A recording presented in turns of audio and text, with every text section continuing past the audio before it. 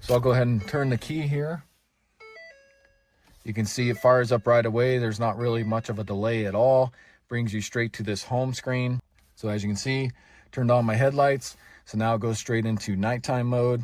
And you can change that in the settings, whether you want it to stay on daytime or stay on nighttime mode. You can change that in the settings as well. Down below here, you can see what I really like about this is the lights light up exactly. They're a perfect match to the factory Ford lights that are on the instrument panel. This blue, you can see that's a perfect match on those.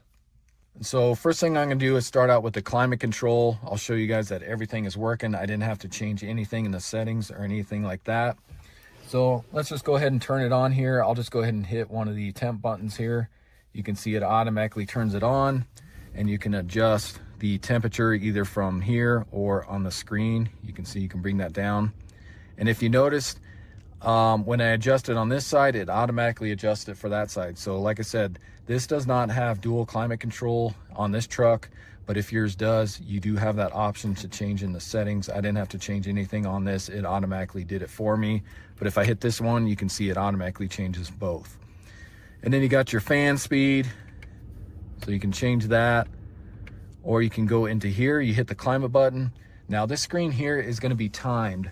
So it'll stay on here for a little bit, and then it goes back to your home screen, and you can change that in the settings too on how long you want that to stay on there. You can see it's back to the home screen.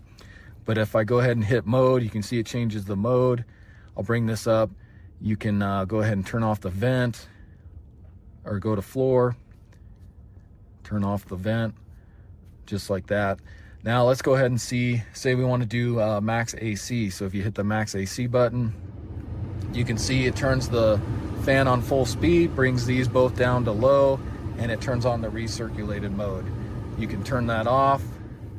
You can also hit the AC button here. So as you can see, all of that works just perfectly.